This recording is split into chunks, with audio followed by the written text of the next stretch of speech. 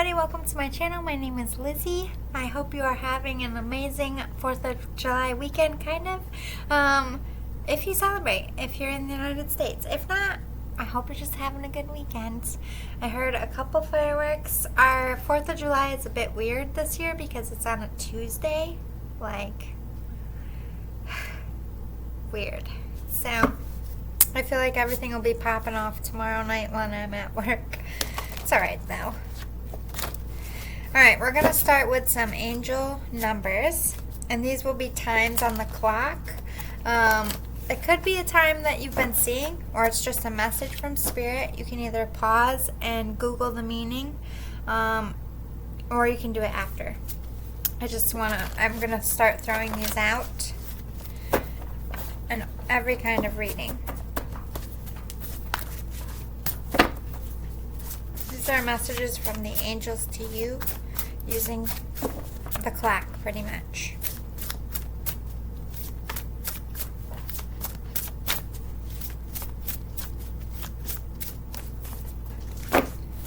$12.52. 808 popped. I'm sorry, 806. I thought it was 808. I'm only going to take the ones that pop. 1123.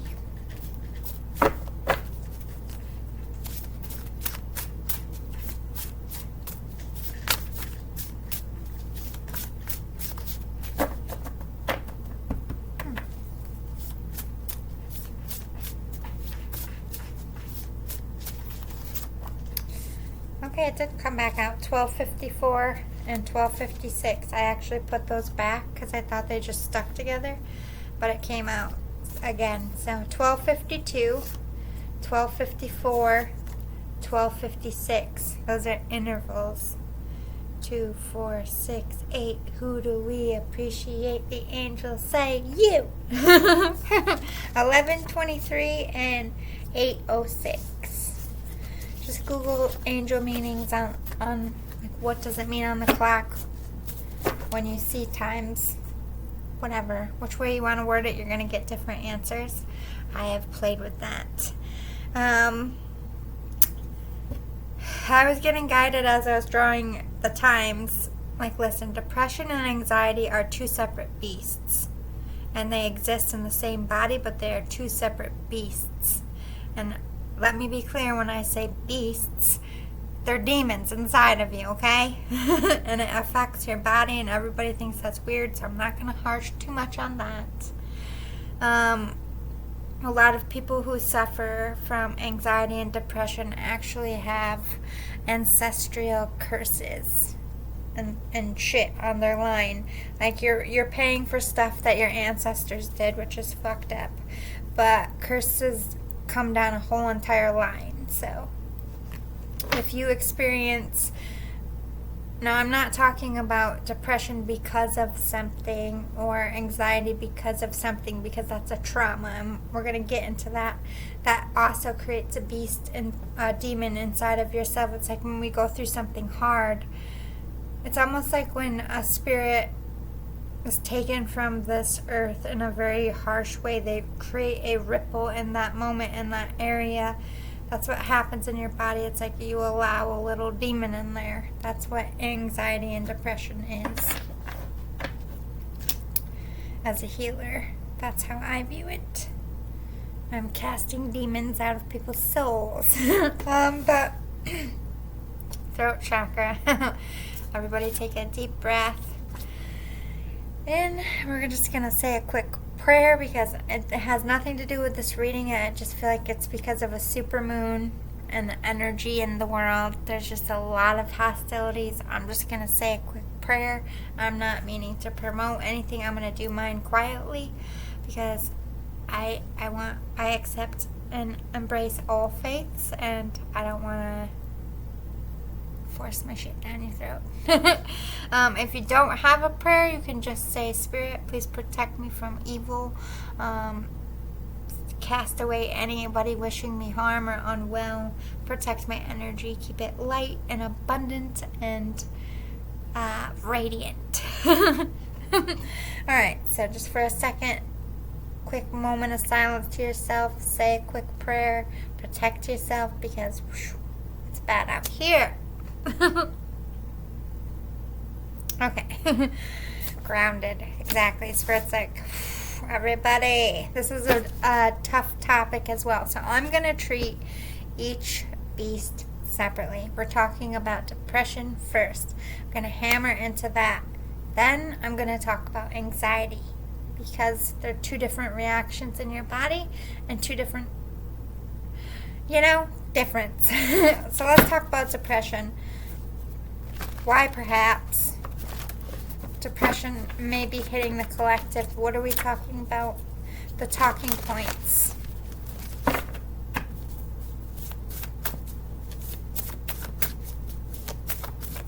I'm looking at my cards. I'm trying to find tools to communicate. That's why I'm always looking over here. I have like 3, 6, 7, 8, 9, 10 decks. I picked some decks and I just let Spirit guide me. So I'm not just zoning. I'm trying to vibe to these decks. Throat chakra's going like crazy. The sun is setting. Endings.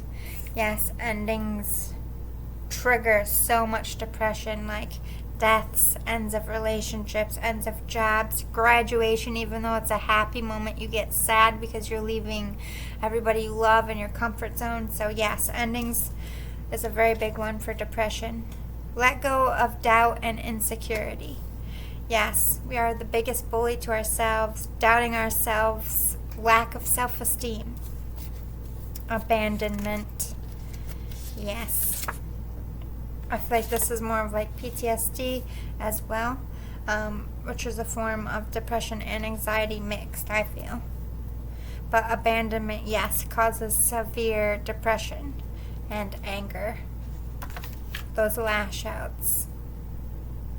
Not having a appropriate way to vent your anger can resort to depression. Also, people who are depressed have emotional outbursts.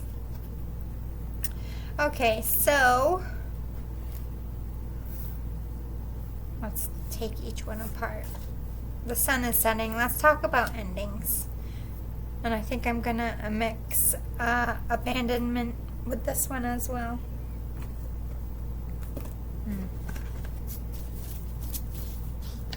Is a deck of just sayings that are gonna help me see what they want me to talk about. Why is my throat chakra like closing? A lot of that darkness in here. See, this is a life coaching session. This is something that would like bring light, and the evil just, the high heat with the evil. It's like, I don't know what is going on. It's like the evil realms are, the earth is their playground. Like, I can't even tell you how busy I am as a demonologist. Yeah, holy. Unhealthy. The climax, high heat, wine rack, all you can eat buffet. Sorry guys. This is lucky and flexible. Yeah, plucking my feathers. Dark magic is trying to shut me up. Trying to play on all of our addictions out here in the world. Trying to get us feeling comfortable and calm, but they're turning up. This is spirit. Shit's about to blow. Shit's about to hit the fan. Look what's right under it. Protect yourself.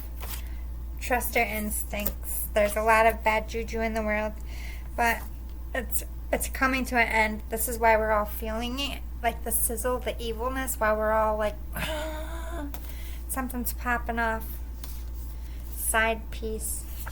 Something got released here, I feel, and they've been having a fucking field day, and I feel like the angels are like fighting a war we don't even see. I feel like all day we're just walking around this earth.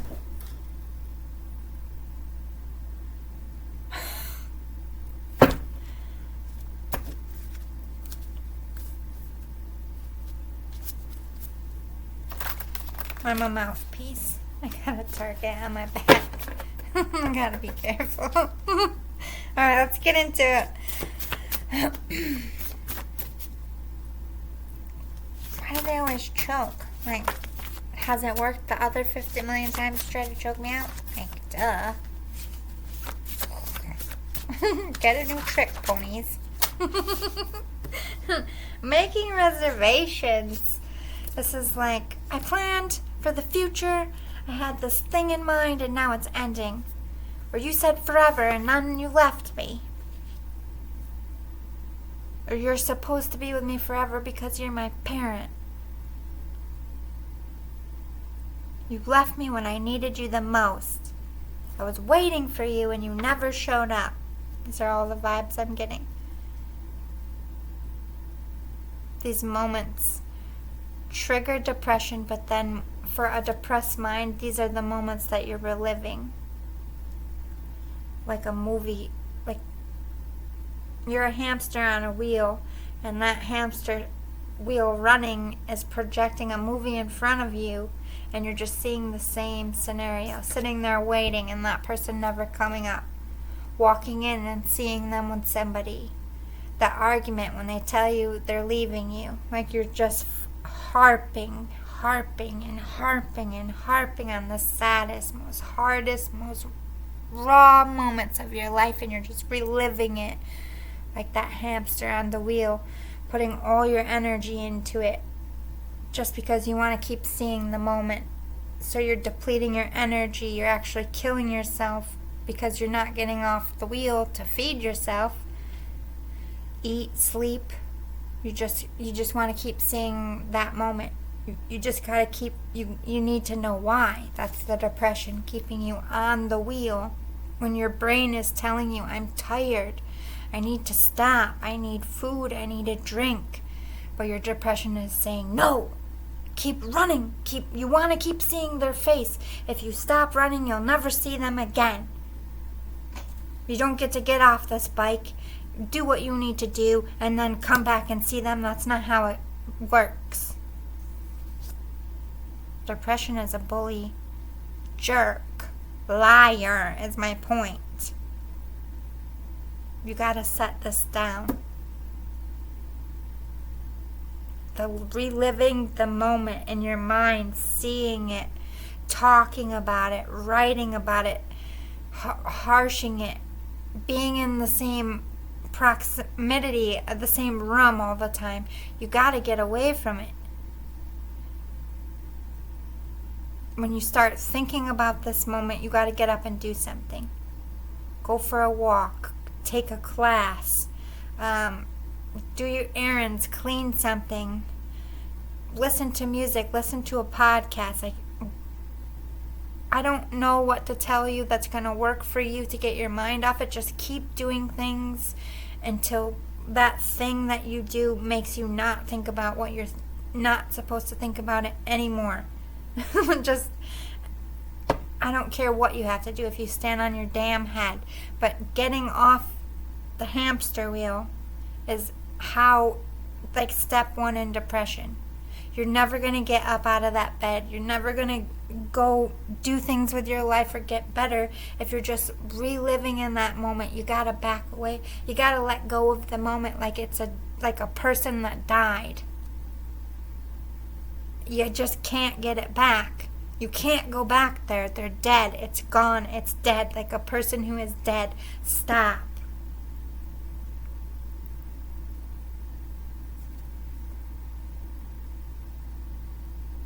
You don't need drugs for this. You don't need a shrink for this. This is step one.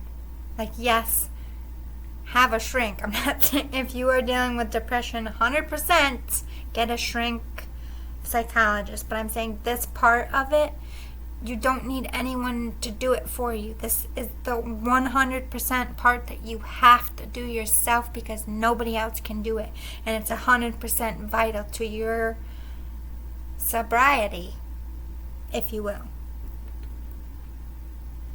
Let go of the fight. Let go of what you saw, what you heard, the angry words, the smells, the moment, the room, all of it. Stop. Forget it, like a white erase board. Erase it from your goddamn mind and treat it like a poison. Treat it like a bed bug. If you don't fucking treat your whole house, that shit is just not gonna, it's just gonna keep eating you. You know what I mean? It's a poison. It's toxic. You let any of that sit in your soul, and that's how depression has a chance to keep coming back. This is how you cure depression. It is that easy. You have to erase the moment. Take the lesson. Don't erase the lesson. Erase the pain. Erase the words, the facial expressions, the smells, the stuff on the wall, the details that we cling to like our life depends on it. Erasing that, then your life does not depend on depression no more, boo-boo.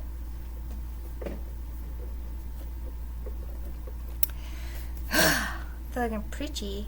I feel like one of my ancestors who's a preacher just like, I'm up today to inspire you. Boing!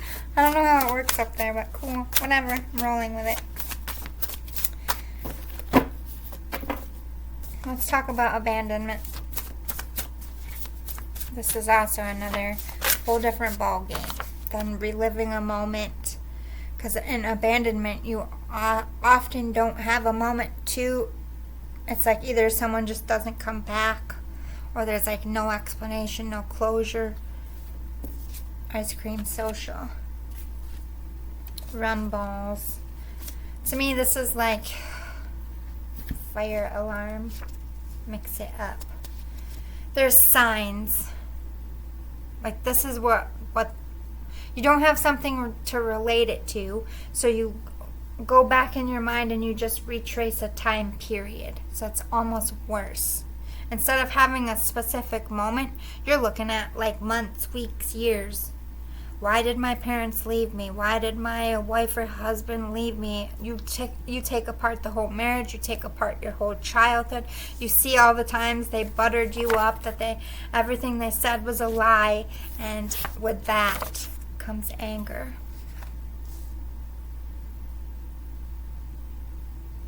This goes hand in hand with anger. When you just have a moment or a specific thing that causes the depression, and I feel like that's very rare. I feel like most of us are in this category where we just look at a stretch of time, a whole relationship, a time period like high school, college, the time you worked at this job, the time you lived here. Time periods, whole chunks of our lives that we just null over, and we analyze and we relive moments that we're embarrassed about, and we relive moments that we wish we just never experienced at all, but we force ourselves to relive it. That's the depression. That's the bully. It's like, if you picture it this way, picture yourself like 5 years old on the playground. You're laughing, you're having so much fun, you're having the best day of your life. All the candy you could eat, you got it all over your face. Like, you're just a kid, being a kid with your friends. Nobody's fighting, everybody's getting along. Ice cream social. You get something special at school that day. You know, it's the weekend. You don't have to go back to school until Monday. All the kids are like, ah! You know what I mean? And depression is the like elementary school kid, maybe the third grader. Hey, little kid, you got to be so smiley about. Got something in your lunch pail to make me smile? Got money in there? I'd like to smile. You know what would make me smile? Some candy. I'm gonna steal your candy. How you feel about that? Yank it out of your hands. Only one in the playground just looking at you. Eating the candy, chewing it all like gangster in front of you. Nobody's sticking up for you, and you're just like, but my day was so good. What the fuck? That's depression. And everybody else is completely unaware of what the fuck's going on, or they just don't seem to know what to do about it. And you're just facing the bully like, why me? Why are you eating why did you come for my book bag? And you're just frozen in that moment. That's depression. Raining on your fucking parades. And then when you get a little older, you start thinking about the time period. So you're in a new period of your life. You're doing something. Oh my God, I'm thinking about my childhood. I need to go out. I need to drink. I need to forget about this. I need to work out. I need to spend some money, go shopping. I need to do something to forget about this. That creates bad habits. All stems from depression, from your brain. It has to be your fault. That's what depression does. They left you because something you did. That's not true, by the way, but this is what depression does to you. So you have to go through your whole period with that person, that thing, to figure out why it was your fault. Because depression is saying, hey, you fucked this up. You better figure it the fuck out. And while you're figuring it the fuck out, I'm going to eat your candy and sit here and hang out with your friends and have all the fun that you're supposed to be having while you go be my little bitch. You gotta master that bully. Stand up to that. No, it's my fucking candy, bro. And I'm gonna have a great day. Because you know what? They left me. I am only responsible for my actions. And in that moment, the action was taken by somebody else. It's shitty. It's harsh. I didn't fucking deserve that. But I'm a survivor. I don't need them. That's why they weren't in my life. It's probably better that they're not in my life. I have better people coming in my life, or I have better people in my life because they weren't in my life. Seeing the truth. Maybe that person was a shitty fucking human being and spirit protected you. Rejection is God's protection. Maybe they would have touched you. Maybe they would have abused you. Maybe they would have burned the house down with you in it because they're drunk and had a cigarette going or whatever. Or they just would have spent your whole life in jail. Or they would have beat your other parent, or stolen from people, or just been a shit stain on society that embarrassed you, and you would have had a completely different childhood if this person was in your life. Or say you stayed married to this person, they just would have cheated behind your back all this time. Yeah, you would have gone on in your little fake bubble pretending to be happy, but what if they gave you an STD? What if their actions in some way affected you? Like, I don't know, all those true crime stories I watch are always it always starts with someone has an affair and they want to get rid of their husband, and their husband or wife won't leave, so they just decide to kill him. Like, what if you got murdered? Like, we don't see what they're protecting us from, and that's depression's job. When you're high vibrational, when you're happy, that's when you see, like, but this person is a kind of a waste of space. Like, I didn't need them. Like, look, I turned out fine. Like, it wasn't my fault. Like, give yourself permission to, like, let the top go on that mother if you can. Be like, you abandoned me, and that abandonment caused damage in my life, and I know you can't take that back, but what you can do is apologize and mean it, because that's what I deserve. And until you can apologize and mean it, you can keep stepping. You know what I mean? You growing up and learning to use that anger to your benefit instead of letting it eat you alive. That's another part of depression. Like, we get so consumed in what they did. They rejected us. They don't want us. Nobody's gonna like me. Like, all these lies that depression feeds to you. It makes you forget who you are. It makes you forget what your life is about, what you love, where you're going. It's like the whole part of it is to make you get off your path. Demon is what I was getting at. Let go of doubt and insecurity. That it's just it's like a tether that depression keeps to you. Like, even if you are going through therapy and you're working on your life, the more doubts you have about yourself, like, oh, I can't do that job, or oh, I could never get that person, or I'm not strong enough. All these things that you're saying and putting on yourself is just another tether to depression, to just rope them right on back. Oh, you reject them and then they just grab the rope. You gotta cut those ropes too. We're always gonna have moments where we just feel like shit about ourselves. I have things that I don't like about myself, but that does not mean that you get to beat yourself up every day. I'm working on this too. I have an eating disorder, so no one knows better about beating your own self up than somebody with an eating disorder. Yeah, have patience. We get so impatient. Like, why am I still thinking about this person? Hiccups. Why am I not further than I need to be? Why are they ahead of me? Why am I not over this person? Why didn't I find love again? Why can't I get over this? It's like, why? Depression.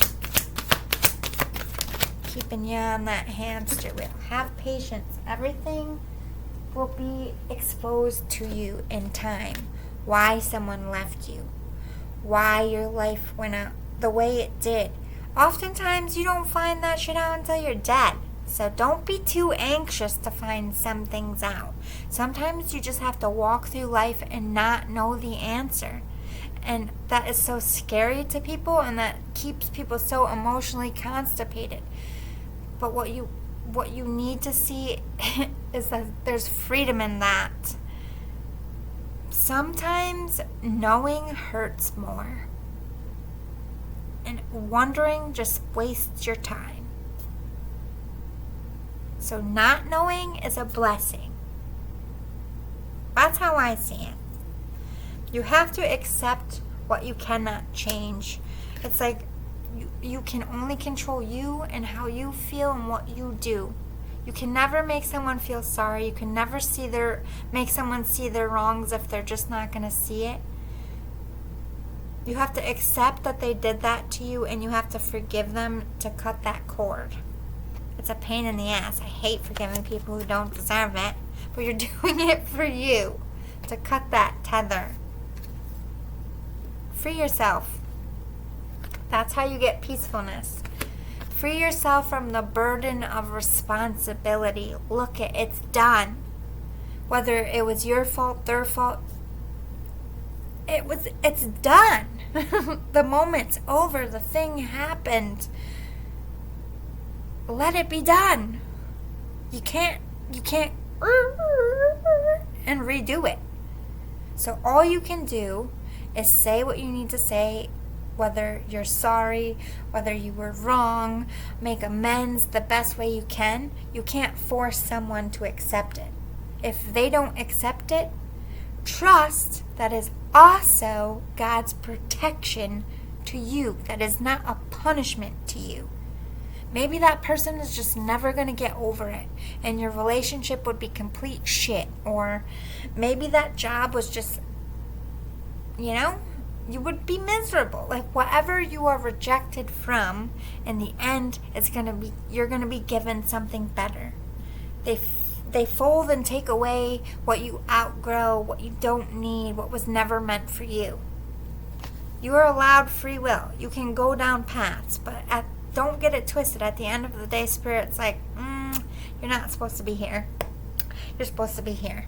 We call those tower moments, and they shake your whole life up.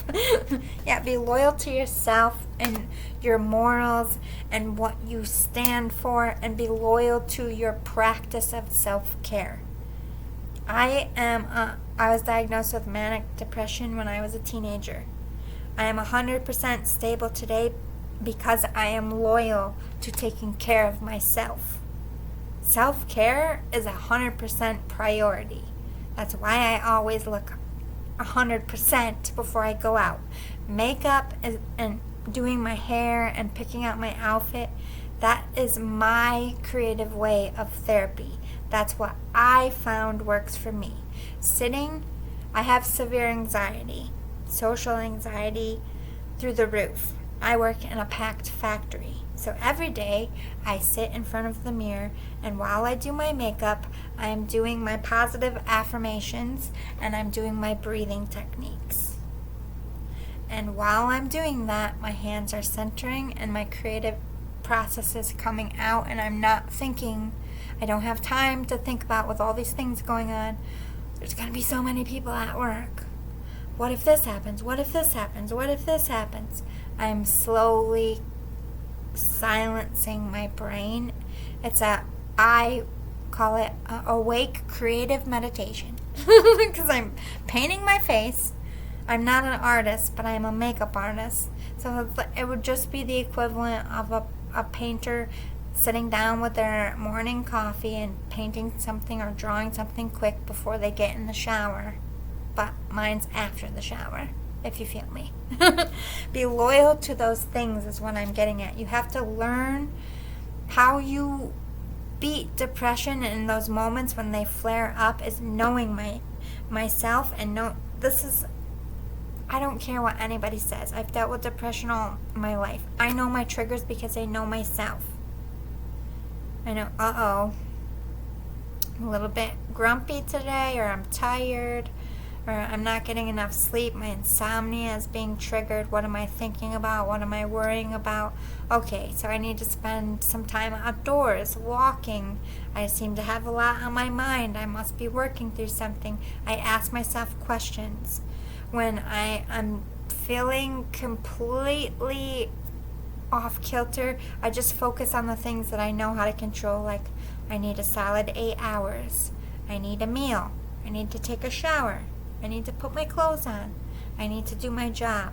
I need to clean my house. I just focus on the basic things if I can't focus on big things.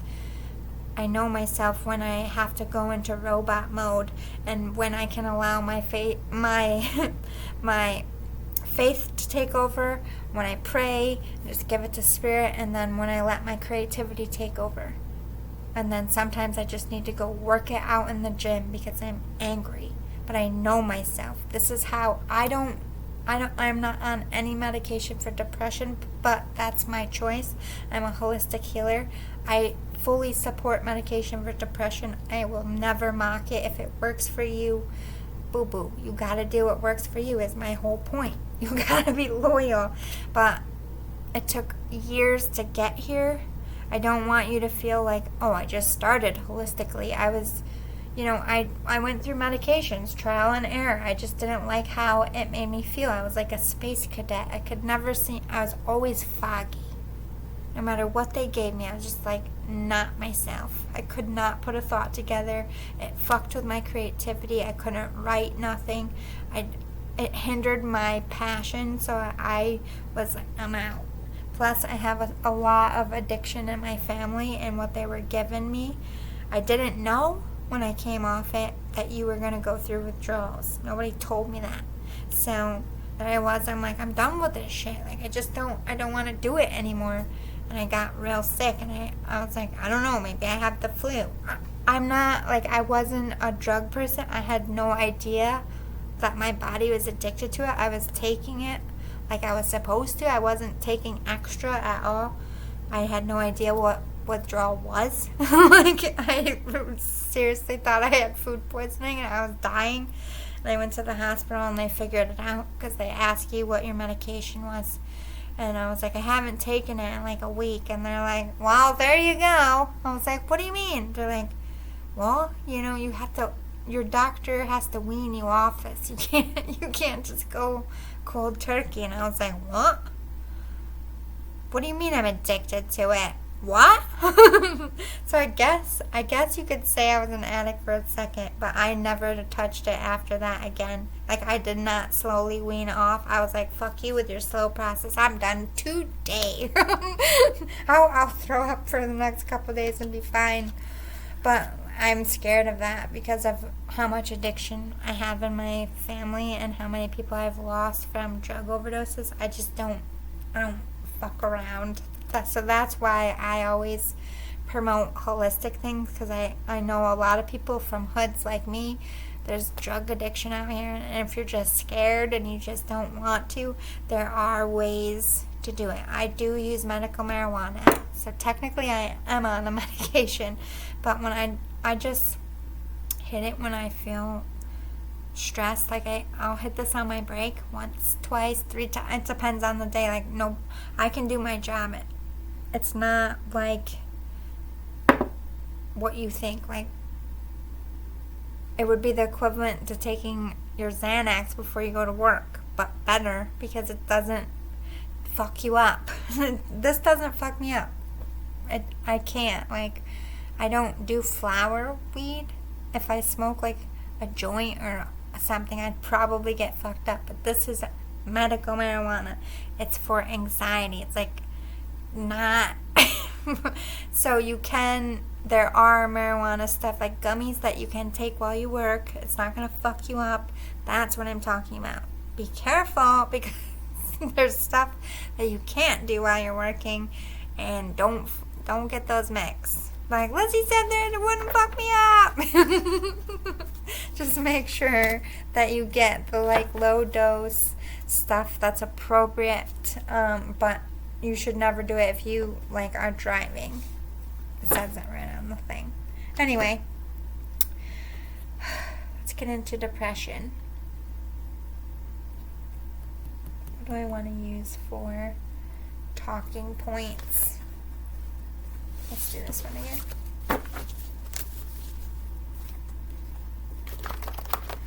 I know there's a lot of things to cover about depression, but I just feel like those are the main points.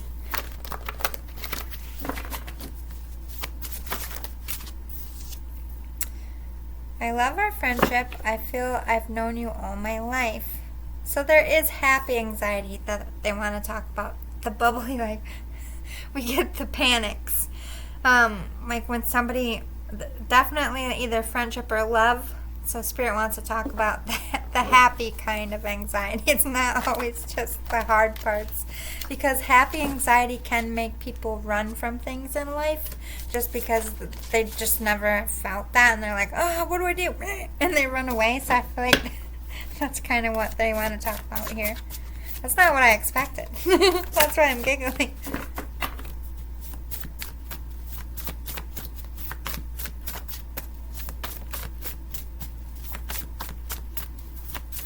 Well, talking points for anxiety, Spirit. Please and thank you. I think you will use me. Letting people in your inner circle, meeting new people. You're scared of rejection and putting yourself out there just to be denied and turned away. That goes with that. So yeah, putting yourself out there, letting someone in. I feel so alone and unseen by everyone. Wallflower, social anxiety. False alarm, talking about being triggered for PTSD. In the closet, anxiety of secrets coming out. Anxiety of fame anxiety, performance anxiety.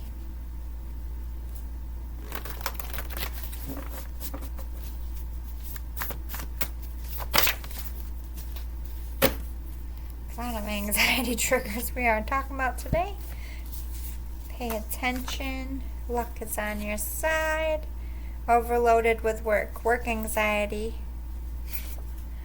Look, they are acknowledging that they are with us and they are directing the show. But this is what we're mostly getting attacked by, evil in this time. Anybody who doesn't have anxiety problems, you might be experiencing anxiety just because the level of evil in the ether. Save your money.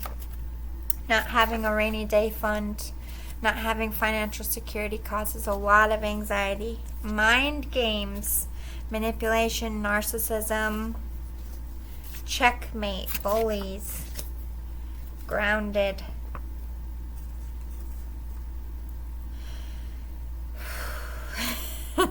Yeah, I'm feeling it. Definitely empathing out. We're talking about a lot of stuff. I'm going to break it down and kind of put it together for you. Pay attention to your body with your anxiety, and this will help you know when attacks are coming. So if you're somebody out there, when I first was diagnosed with anxiety, I didn't know what anxiety attack was, and I went to the hospital because I thought I was having a heart attack. Like, it was physically painful. I couldn't catch a breath. I really thought I was dying. So don't make a joke about it. Don't laugh. Like, people go to the hospital all the time thinking they are dying and they are having an anxiety attack because, one, they probably never had one before or had one that is very painful. Like, literally, anxiety can cause a heart attack. So you should always go if you're experiencing pain. Be happy that when they tell you it's just an anxiety attack, they're not going to make fun of you. This is a common thing. They would rather know, because you can sit there and have an anxiety attack in the hospital. They can, one, they're trained to help you come down. They help you breathe, they help you work through it. They have medications there. If this is your first anxiety attack, they can get you right in with a psychologist. I suggest going, even if you know it's an anxiety attack, you can go to the hospital and be like, I've never had one before, especially if you live alone and you're scared. I just don't know what to do. They'll check your heart out, they'll check your blood pressure, they'll talk to you about medication, they'll put you in touch with a psychologist. If you don't have one, you can ask. It's just a good asset. Just throwing it out there. But I want to put this mind games, checkmate,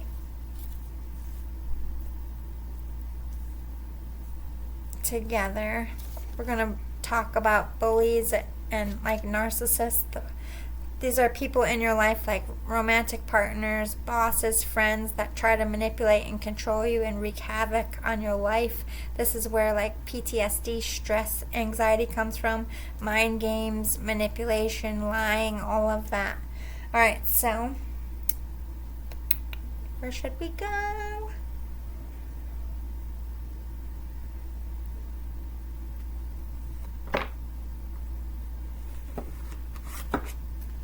Yeah, it's a holiday weekend. It's many people that went out tonight. Can hear them all coming home. It's 2:10 in the morning. Bars closed. Let's talk about the narcissism, narcissistic family member or romantic partner or boss. Don't sweat the small stuff. That's what they want. That's the part of mind games. Mind games only work money issues is popping too.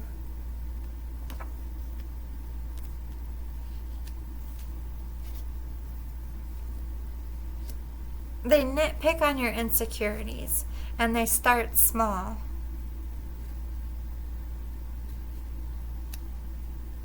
It's oh, don't worry. Usually narcissists come in like your hero or something, and they're oh, very passive aggressive. But the mind game is they're so controlling. When every decision about your day is what are they going to think or say about this? This is the pattern you got to break. This is you sweating the small stuff. You can't even live your life. You can't be yourself because you're afraid of this person's reaction or what they're going to do. First of all, get away from them. I don't care if they are your parent, if they are your twin, if they're your best friend, whatever. You do not have to live with them. You do not have to work with them. And you do not have to speak to them. If they are this toxic that you are walking on eggshells every moment of your life, based upon this person's reaction, you are something called Stockholm Syndrome.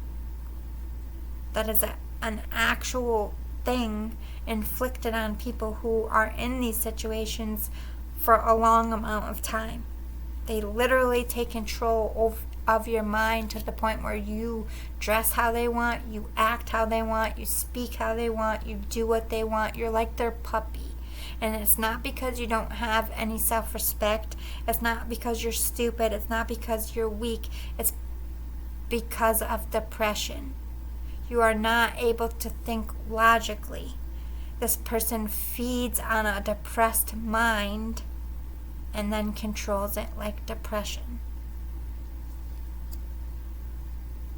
Call your spirit home. You first need to attack your depression when you're dealing with a narcissistic person. You have to have self-confidence. You have to be strong because they're going to rip you apart. So if you need to play the motherfucking game and go every week to a psychologist, you fucking do that. You talk to your psychologist on the appropriate way to get yourself out of that situation. But step one is getting mental health for your depression so that they cannot use your depression to manipulate you anymore. By knowing your depression and your anxiety and your triggers and what is going to set you off, what's going to hype you up, what's going to get your breathing going, what's going to get your palms sweaty or your chest tight or just start shrinking down. They physically do these things to get those reactions. It's like they don't have to physically get in your way and stop you. They just have to trigger your anxiety because you're going to be consumed in that anxiety attack while they are doing whatever the fuck they want to do. Yuck. Call me. I hate bullies. I will let segment right out the box. Actually, any of the goddesses in my line will help you. None of them like bullies. They are all motherly, nurturing. If you're being manipulated, man or a woman, they're like, oh, no. Anyway, I have to pause. I have to go fold my laundry before it gets wrinkled and cold. Sorry about that. I made it back. Winded. All right.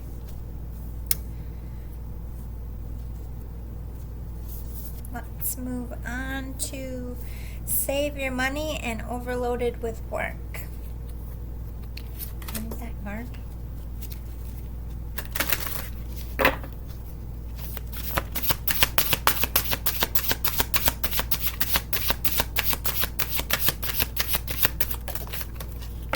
Confidence. That's talking about confidence and your happiness and your relationship with spirit. This is, I don't know what you believe in, but if you believe in the law of attraction, believing that everything that you need is already out there in the universe for you, everything you need will be provided for you. Like, it's not always exactly as much as we would like, but the necessities are always covered. You're always protected when you're in the light, when you're doing the right things. You know, there's going to be dips in our life where we have to struggle, but we need to remember what we still have to be thankful for.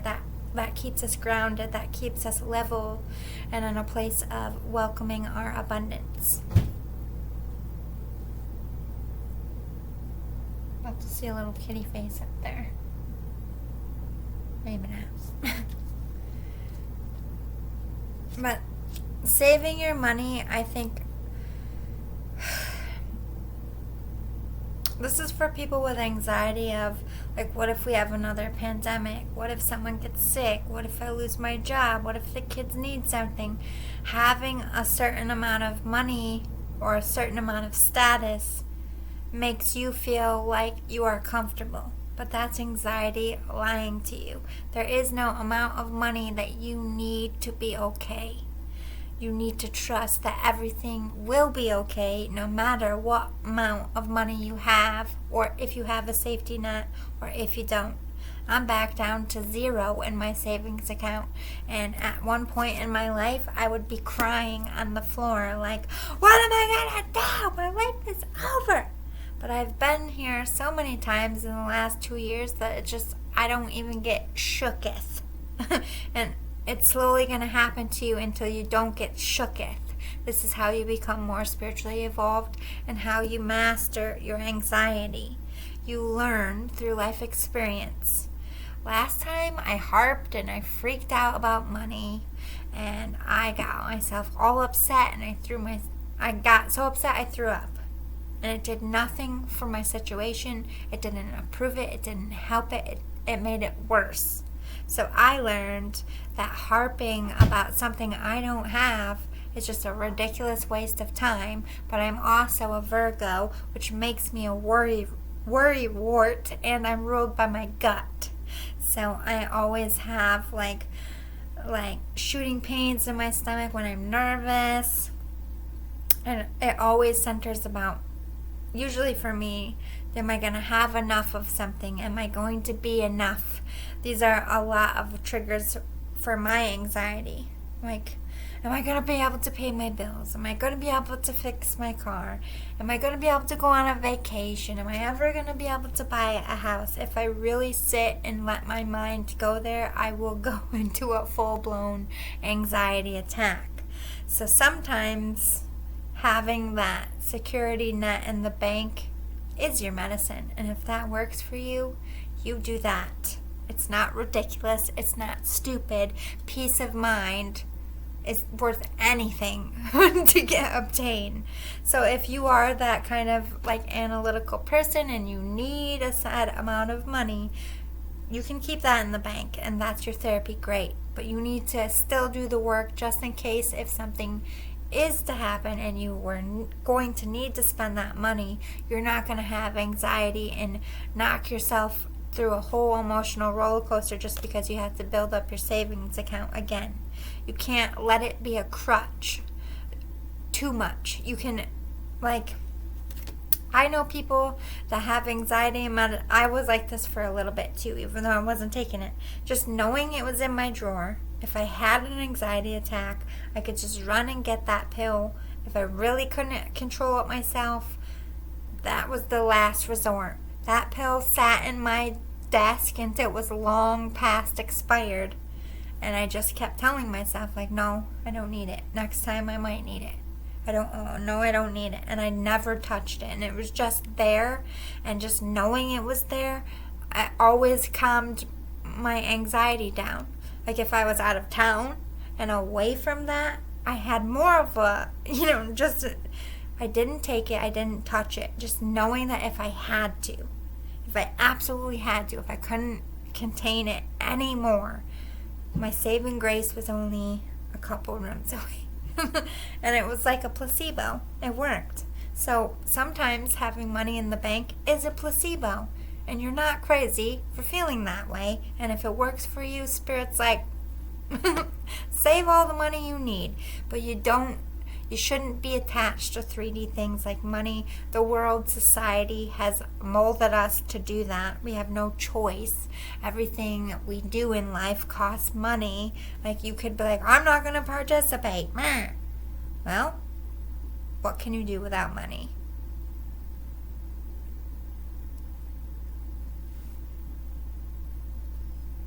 Oh, wait. You know what I mean? Like, we don't have a choice, but we can't let it rule our life and cause so much stress. We are not born to work. We are not born to pay taxes. That is a lie. The government spoon-fed you. You're supposed to love what you do and make enough money to be comfortable and just sustain the life that you want. You don't need billions, a zillions, 26 cars, a big mansion, a platinum gold album for you to be a success in life. We also put those restricted, like even celebrities put those restrictions on themselves. Like it's not enough that you made it in the music industry. You have to have 19 platinum records because somebody else, had 19 and you want to match them or whatever. Like there's always something, is my point. We get attached to things, money, success, status, being liked, whatever it is. We just attach to it so much that it allows a demon to walk right in our body, and we don't get those things, it just in there. And it's not a good time. So although it's a placebo, Do it if saving money makes you feel good. Great. Spirit says do that. We are all about positivity on Team Spirit. But don't think at all that you need what's in that bank account, because Spirit always got you. Spirit is your bank account. Spirit is your savings account. Spirit's got everything you need. This 3D banana shit, I slip on that banana peel all the time too. Don't think I'm like up here with my nose up like, I never think about money and I never long for... I just played the lottery all weekend, okay? So I'm there with you. You can always have more of it, but I ain't making it my whole life no more. And I have to work at that every day is my point. Why am I so breathless? Oh, because there's air quality here in shit balls right now. For some reason, the smoke is back. The smog, whatever you want to call it. These storms kicked up some more smoke or whatever happened. I'm like, why? Why is this happening again? My eyes got puffy today. Ugh. Anyway, let's talk about fearing somebody will use you and like letting someone in, or getting to know someone, starting to be intimate, peeling back the layers of who you are. Oh, that's a scary thing. And sometimes it's not you bringing someone in the inner circle, it's someone else, or like one of your siblings is getting married and now there's like a weird dynamic, like all different kinds of feeling rejected, feeling left out kind of stuff as well. Let's talk about it. Not that many cards, Spirit. Garden of Venus, rest and renewal.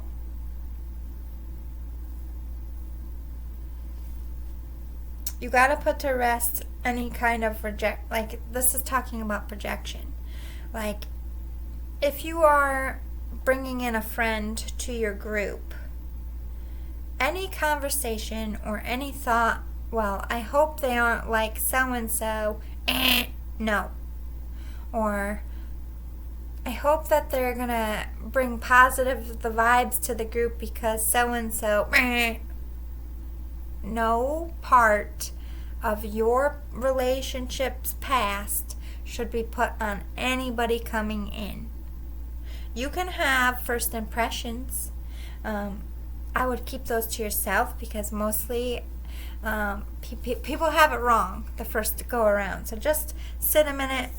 I feel like that's also like forming your own opinion, resting, get to know someone, feeling their vibes, and making your own assessment. I think we get so much anxiety when we start listening to the chatter of other people. How many times have you had a conversation with someone and you actually liked it and you liked their vibes, but your best friend was like, I don't really like them.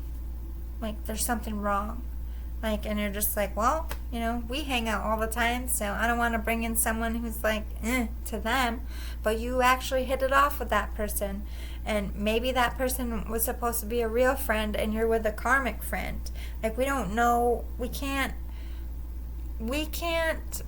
always take other people's first impressions and feelings as fact. Because that's their experience. Not that they're lying or it didn't happen. It's like their experience. You have to go on that impression that you had, that you thought that person was cool. That stipulation where you can't bring a friend because it's going to upset somebody else, that's toxic and unhealthy. Whether someone's making you feel that or you're just thinking that in general, that's unhealthy. That needs to be fixed. There should never be any competition of, well, I'm friends with so-and-so and I feel threatened because there's a friend here. That comes from abandonment. That comes from a personal issue. That's somebody projecting their pain and their past onto you, and that should never be tolerated. But at the same time, don't be cruel because that's a pain in somebody. This is where when somebody really matters to you, you say things like, look, you're my best friend, or you're my person, or you're my sister. If at any time you feel like I'm not giving you what you need, if I'm not listening enough, if I'm not there for you, and within reason, be fair, because I do have my own life too, just come talk to me. Like, I don't ever want you to feel like because new people are coming in that you don't have a place, that you don't matter to me, because you do. Reassurance goes a long way to settling it. If you're constantly reassuring them and it just doesn't seem to stick, this is something that this person has to work on. And I wouldn't say stop being their friend or stop associating, but I would distance myself, because that's when they start making you feel guilty, and that's what causes the anxiety. You don't call as much, we don't talk as much, and like you'll be in a good mood and you'll see that person and your whole body tenses, because they're putting you in an awkward situation, which triggers your anxiety. So there's only so much you can do here. You can acknowledge them, to them, that they matter. You can put forth the action if they call, like, hey, can we just do lunch with us today? Say, yeah, sure, let's just do lunch with us. But don't accommodate them every time, every way. Set that boundary of sometimes we can have us time, but I have a life and I have other friends, and if that is something that's bothering you, you really need to work on it, because I just don't have time for a friend or someone in my life who treats me like I have stipulations. I don't want a relationship with someone who has stipulations on what I can and can't do. You either accept me and love me for who I am and accept that I have other connections, or you don't. Point blank, period. You don't have to be cruel. You can do it kind, but you have to set that boundary, because those friends, those possessive friends, those possessive lovers, they cause so much, like your whole, like look at your body when they come around. You're like, are they going to be mad that I'm talking to this person? How are they going to react about this? That's negative. And if you're in a place where you're thinking about what somebody did to you as far as love, and you're sitting at the table and you have all this anxiety, like, are they going to lie to me? Are they going to do this to me? And you're sitting there to the point of anxiety is flaring up. Boo-boo, you're not ready to date. What are you doing? It's not just your anxiety, it's your body telling you you are not healed from your past ouch. That's okay. Like, I don't know who told you that you can't walk around here broken for a minute if you need to. I walk around here broken all the time. Like, you don't have to date. You don't have to get back on the horse, as everyone says. I'm 2 years celibate. I'm taking my goddamn time, bro, sis. That's what they're talking about, resting and rejuvenating. If you're sitting there and you're having anxiety about what someone's going to do, about your body being touched, about what you're going to say, how you're going to... We project our nerves into, oh, it's first date jitters. Really? Because sometimes it is. Don't get it twisted. If you're just like, if you're excited about the date and you want to go on this date and you've been building it up, don't let your fear stop you. Yes, absolutely. But sometimes we project like, I don't have anything to wear in this closet, so I'm not going. When really, I am still hurting about the past and I'm not ready to move on. Or I'm feeling self-conscious about my body and I just am not ready for a relationship. Or I'm comfy in my comfort zone by myself and I don't want to let anybody in right now. It's really what your brain and mind is saying. Honor it. It's okay. The anxiety might just be it going off to let you know you're going a little too fast. Whoa. Take some you time. It's okay to be single. Let's talk about the happy jitters. Like when we meet someone and we're like,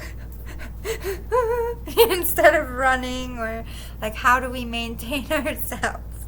I'm scared of these moments too, because like everyone's scared of looking like a dork, or like having those moments where like someone asks you a question and you know they're asking a question, but you're just so like, you just can't respond, and they're just looking at you like, are you having a stroke? I hate that. Like, no, motherfucker, you're just really hot or something. Oh my goodness, they went all on the floor.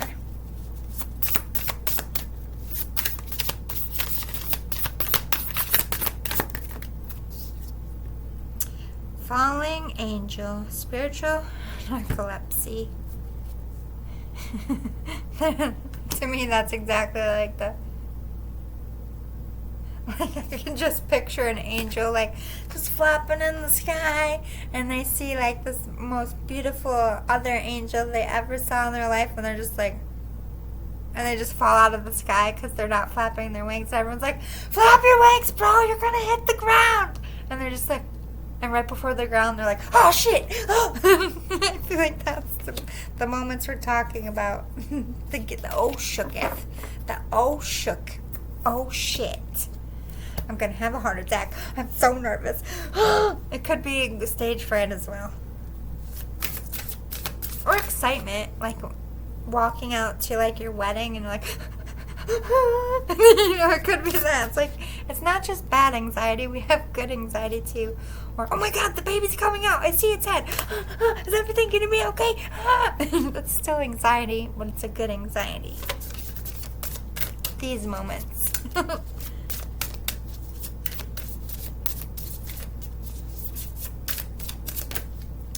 Drifter, experiencing life as it comes. Yes, those moments like when the baby's coming and you're so excited, but maybe something serious is happening and you're just standing in the room like, all you can do is watch. A lot of fathers have these situations, like the mom can't really do much. You know, she's just, you know, either got to push or she's getting cut open, and so she's in the bed like, oh my god, oh. And then the father's whole situation is like, so they're in the same moment, but two different anxieties. Then you have like somebody at graduation, like the kid, like, oh my god, I have to go up there and walk across the stage, or I have to give my speech and I'm so nervous. And then you have the parents sitting in the crowd, like, oh my god, I'm gonna have empty nest syndrome. Like, what am I gonna do with myself now? Like, anxiety, happy moment, but still like. So there's always two ends of the spectrum, and you just have to experience it for the moment you're having. And like, these things are going to come in life, and they're the things that we remember most. Like the craziness as your baby's coming out, or the craziness of your wedding day, or the moment you first see your person that you're going to marry and your body goes, I think I'm paralyzed. I don't know what to do. You know what I mean? Like, you remember these moments. They're crazy. They're intense. They're like, oh, I'm sweating. Come on. The happiest. This is the meat of your life when you're 95 years old and you don't have a job to go to every day and you're just looking out the window. You're going to sit there and roar laughing about how you just, when you saw your husband or wife and like your armpits were sweating, maybe you accidentally farted, I don't know, something you thought you were going to die about that day for a while, now it becomes the best story. Like when you tell people, like, you know, this is the meat, it's super intense, but that's why it has to be intense. These are the flashes as you die. When you see your life flashing before you, these are the moments. Those we love these moments. Appreciate them and just think while you're in that moment, I'm gonna remember this for the rest of my life. So just take a deep breath, and as crazy as it is, take it in. This is a happy moment. This is a good thing, even though maybe you're paralyzed, or maybe it's a little bit scary for a second, but your baby's coming out today, or you're getting married, or you're graduating, or this is your first tryout. Like, I'm going for my dream. Like, I'm gonna do it. Like, I might not get this part, but I'm actively trying out for my dream. Yes. Like, those moments, and say you do make it big, you're gonna remember that very first audition. Those like, okay, now we're gonna find out what we're made of. You know, you're gonna remember that moment. Savor it as crazy as it is, savor the beauty of it. This isn't something that you want to whiteboard clean off. You want to remember. This is the time where you want to write as much on the board as you can while you're seeing it. It's like that game with like, you have to remember as many words as you can, and you only have like 3 seconds to write down as many as you see. Yeah, those are those moments. Alright, let's talk about I feel so alone, so unseen by everyone, the wallflower. How do I help my wallflowers out here with their people anxiety? It's me, as a wallflower. Petrified.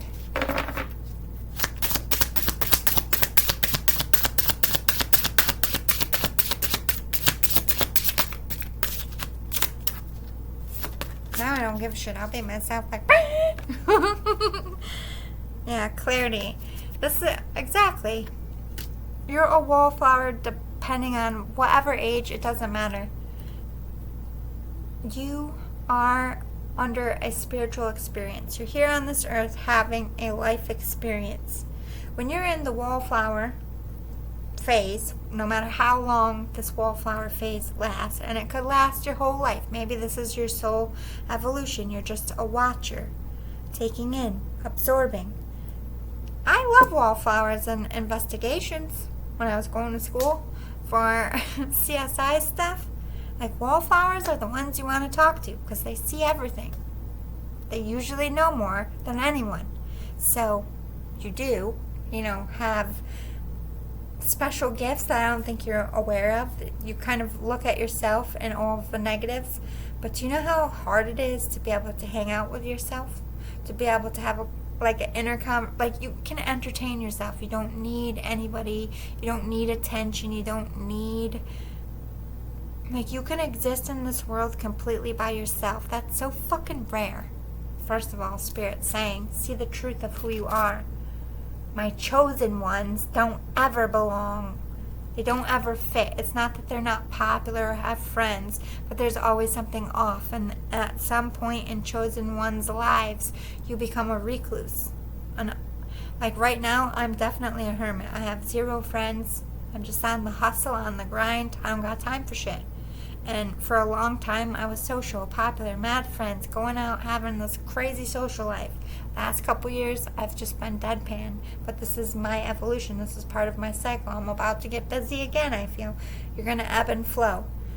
So you're going to have parts of your life where you aren't afraid to put yourself out there. And you're going to pick your moments to shine. You're more spiritual. If you're a wallflower, you're spiritual. You're conscious of your energy. And you're not willing to just put your energy out there just to put it out there. Like other people who might need attention or aren't as confident to be able to hang out by themselves. You're a rare breed, my friend. Stop seeing yourself as a negative. But I do realize, being one myself, this can stop you in life. Being a wallflower can stop you from talking to people that you have connections with, going after jobs. Boundaries. Set those boundaries with yourself. I'm going to leave time to have time alone because you're more of a reclusive person. You like to be alone. Reflection, time alone is healthy for you. But when it becomes unhealthy is when you just stop trying. When you stop trying to be social. When you stop leaving your house. When you stop being a part of the world altogether. Just do it in small doses. Force yourself to go visit a family member or to call a friend or to make a new friend or to take a class. Just to get yourself out there in the world.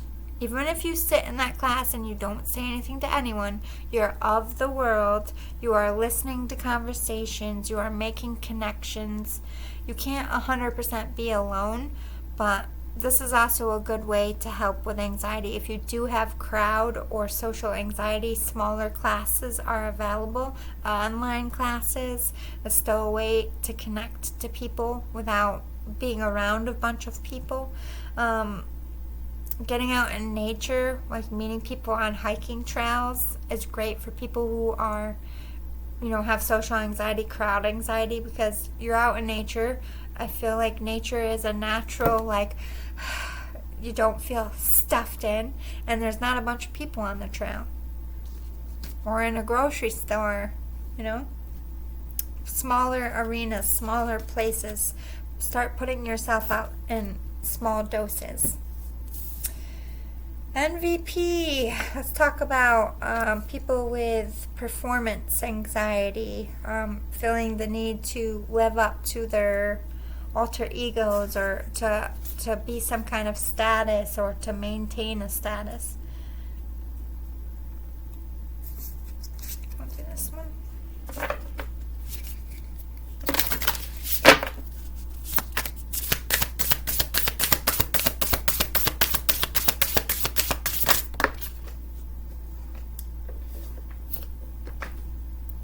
Diamonds, radiance.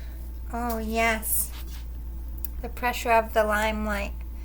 Everybody dreams about it. Everybody wants it. But the weight of it, though, is never really considered.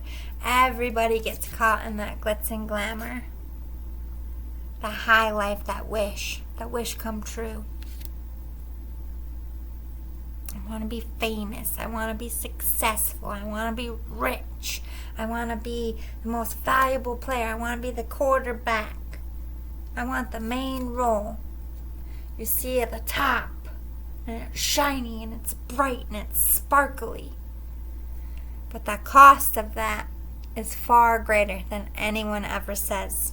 The fine print of the pressure of being the one with all eyes on them is redonkulous. It will change you. There's no not changing you. You can't be this diamond. Like, think about it. You can't be like Rihanna now. She's never gonna be the Rihanna.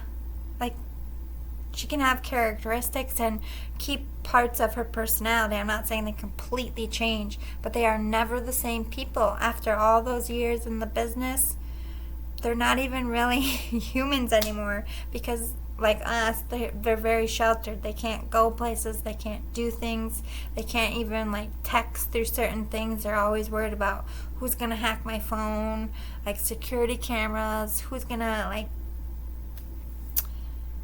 They are forced to live in bubbles. That's the truth of it. You see the limelight, but it's really just a bubble, and it's lonely, and everybody wants something from you, and everybody's just ripping.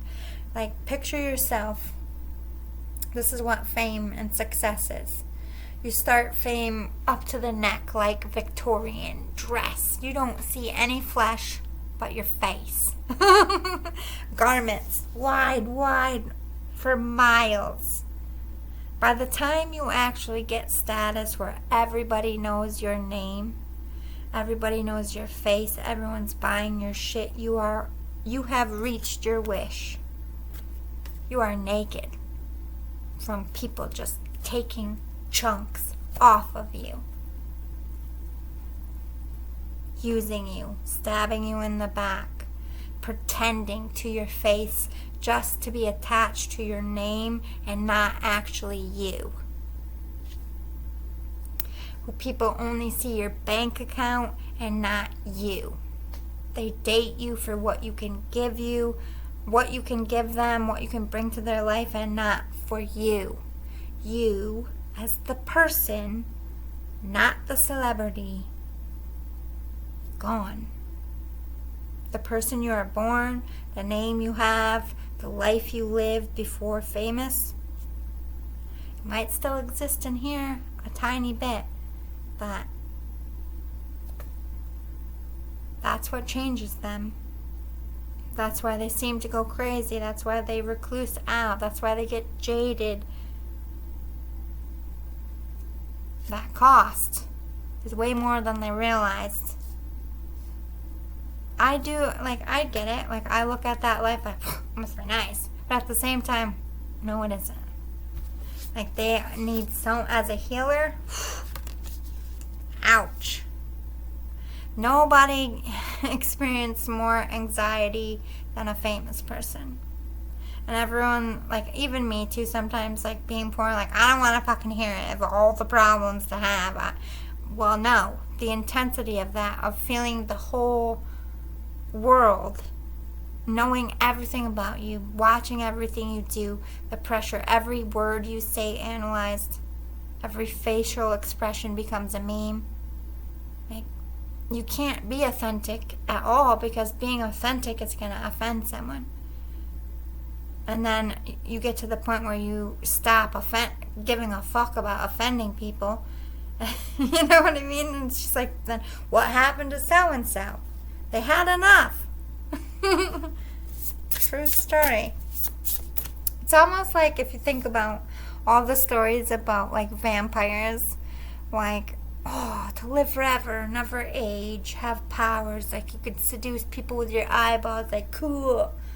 But you gotta drink blood, though, and you have to die, and you have to watch everybody you love die, unless you want to make them vampires, too. You know what I mean? It's like, yeah, it seems really good, but it really is too good to be true sometimes. I'm not saying it's a horrible life. I'm not saying they all are suffering. Like, there are some celebrities that really stay really chill, like, really cool. They're always helping people. Like, they try as much as they can to relate to people, and I think even they know in themselves, like, it's just trying to stay who they were, trying to stay connected to real people, trying to be real.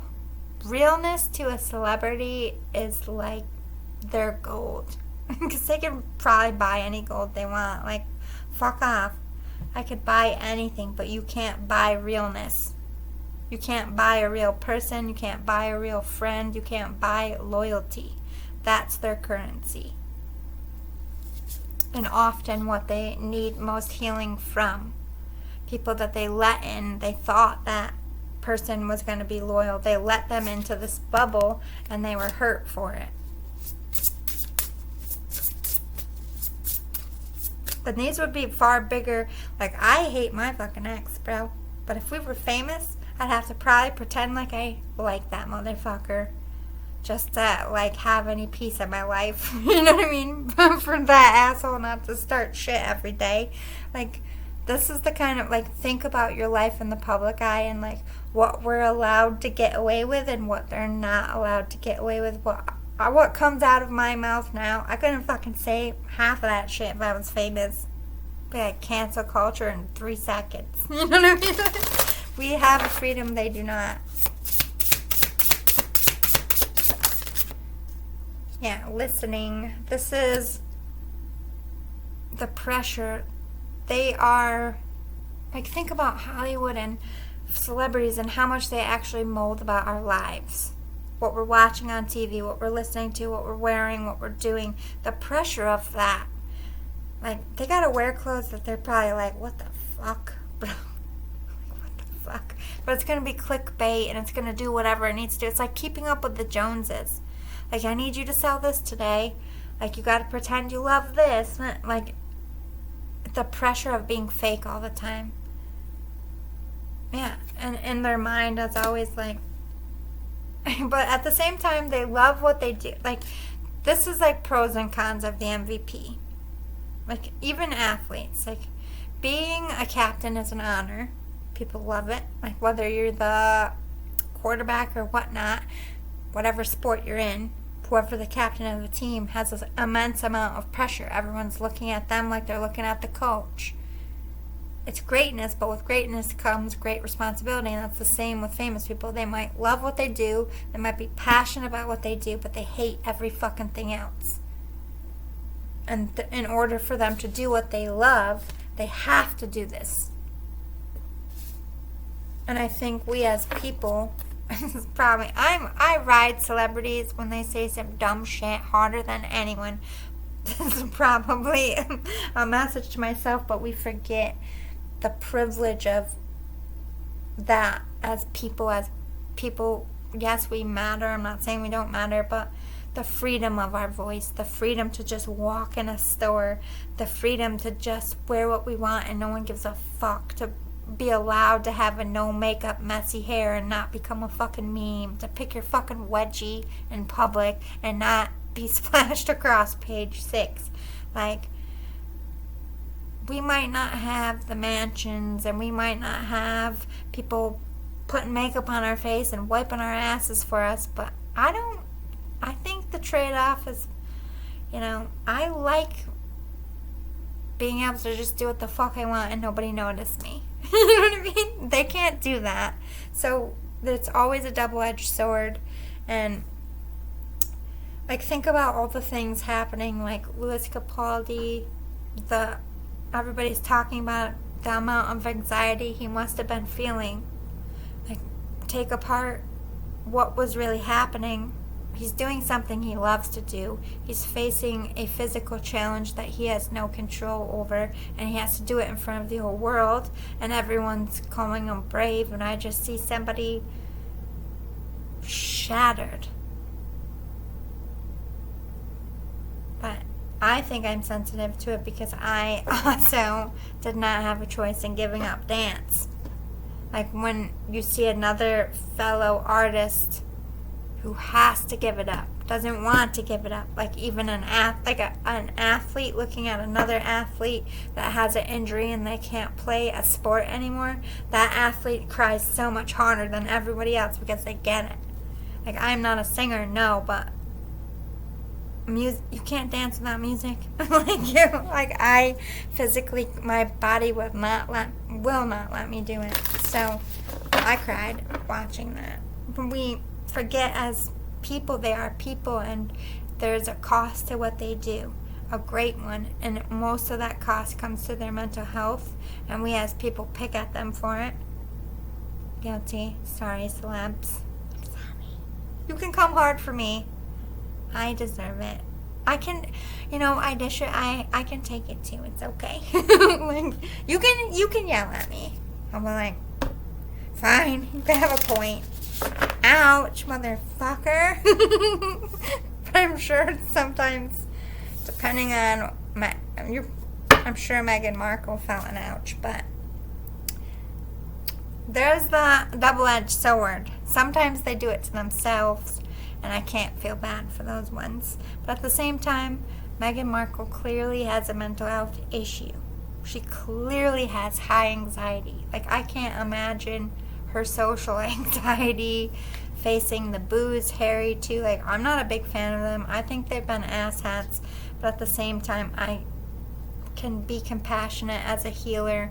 The pressure, like the amount of that they feel, they got balls to even come outside. So I give them credit for that, even though they did it to themselves. But low vibrational people do low vibrational shit. It's what we got to remember. Even our most valuable players, the people up in front of the world, aren't always the best example.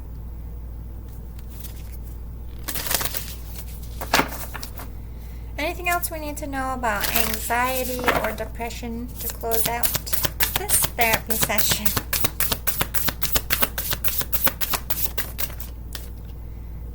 Tobacco, reciprocity. Yeah. It's how you get what you put out in this world. So if you want to be a more positive person, you have to actively, positively take steps. Like, my mouth is horrible. I got to work on this mouth. I know this. I'm actively working on it this year. But at the same time, I am a mouthpiece. I am meant to speak. And I think sometimes being blunt is more effective. Like, my Band-Aid approach works, and maybe 2 out of the 10 times I use it. So I need to learn how to be a little bit sweeter. I'm a fierce being. I'm a fierce entity in this body. In this soul. Kitty's playing.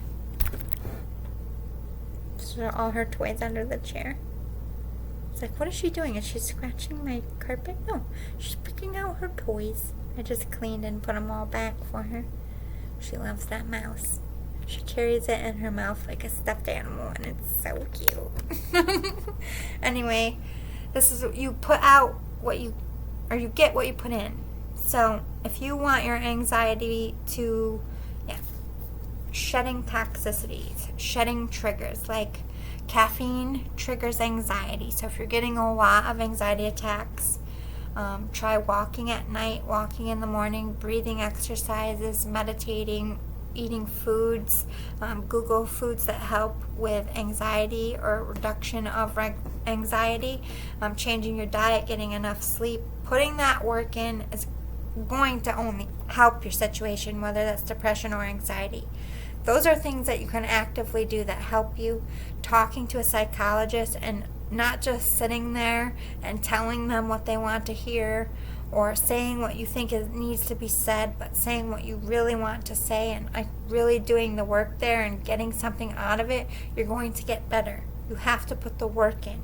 With depression or anxiety, whether you have medication, whether you're doing it holistically, every day you have to work at it. Positive mindset, positive affirmation, positive movement forward. If you put out positive, put out positive, put out positive, put out positive every single day, you slowly become a more positive person, which is only more beneficial for somebody who suffers with anxiety and depression. The more you can stay high vibrational, the more healthier your mind is. Also, if you want to get into your sign, like your birth sign, I know I'm a Virgo. I'm ruled by my gut, but I'm also a cusper. So if you're a cusper, follow both. What you're ruled by, making sure that is healthy, also makes you think better. Like keeping my gut healthy, eating green foods that make my gut healthy and happy makes me more positive, gives me more energy. The more I work on my core and make my core strong, like my physical core, like physical activity, that's why exercise is so linked with spirituality. Making your core strong makes your spirituality strong as well, especially when you mix meditation and working out. I have a very physical job, so I don't work out. My workout is 40 hours a week, 10 hours, 4 days in a row of non-stop squats, up, down, grab. If I can't get a workout from that, like I'm failing at life. Up and down stairs. Like, you don't need to go to a gym. Like the movements I'm doing all day, from squatting down, bending, lifting, grabbing, moving, doing this, I don't stand still. I don't stop moving for 10 hours. And well, I do for my 2 15-minute breaks and my half-hour break actually. But you feel me. That's enough. I would die if I worked those 10 hours and then went to the gym. I wouldn't be able to move. And on my days off, forget it. I'm so sore. I'm not going to the gym. No, I'll go for a walk, like a hike, because I'm out in nature. This is what I'm talking about. Knowing yourself, putting the work in. I know what I need. I know what my limit is as far as working out, sleeping. I know I gotta be to bed by this time every day of work or my work's gonna be impossible. Knowing your schedule, knowing your life, knowing your habits, knowing your routines. I get up 3 hours early every day from work every day. I get up 3 hours early every day just because I need that slow shift to deal with my anxiety and my depression gearing up to going to work. I'm also an empath and a psychic medium, so I need to have my shield up when I'm going through or going to a warehouse full of people. So know yourself, know your processes. That's really going to help you. That was mostly, and like I said, detach from those moments that we replay or those chunks of life that we just analyze. You got to stop doing that, because that's what causes the depression, and that's what causes anxiety attacks. Just harping. It's over. It's done. Even if you don't want it to be over, even if you don't want it to be done, it is. And you're carrying a dead body around, and it's going to start to stink and deteriorate, and your hands are going to get disgusting goop on it. Drop it. Drop it like it's hot, boo. Drop it like it's hot. I love you guys. And sometimes be an island too. Sometimes it's okay when you are very depressed to take that time because you have triggers all around you, and that's okay. But don't become an island and ice everybody out. Don't use it as an excuse to pull away, which I am also having to check myself on. You all know, if you've been watching this channel, I want a fucking island so bad. I just want to live on an island by myself with people I love. Not that I don't care about people. I just want to have people anxiety, and I don't want guns in my world. So the only way to do that is to buy an island and not allow guns on it. Point blank, period. Anyway, that's the only place to raise my baby where there's no shooters or well, what if pirates try to take our island? Maybe we need guns. I'm going to bury them in the sand and not tell anyone where they are. Because I know I'm not going to shoot nobody. What if a pirate comes? Not like old school pirates, like modern day pirates. Have you ever seen that shit on how they hijack boats and kill people? I was watching that on the true crime thing. I'm they're still pirates. They're still assholes. Anyway, I love you guys. Parley, don't fucking kill me, Parley! That's what I'm doing. Can you do that on an island? Parley! Does that work? Is the Pirates of the Caribbean shit real? Well, I guess I'm dying then. Fuck. Good job, Johnny Depp. Shit. I'm just trying to make you guys laugh. Laughter is also the best medicine. Hence Patch Adams.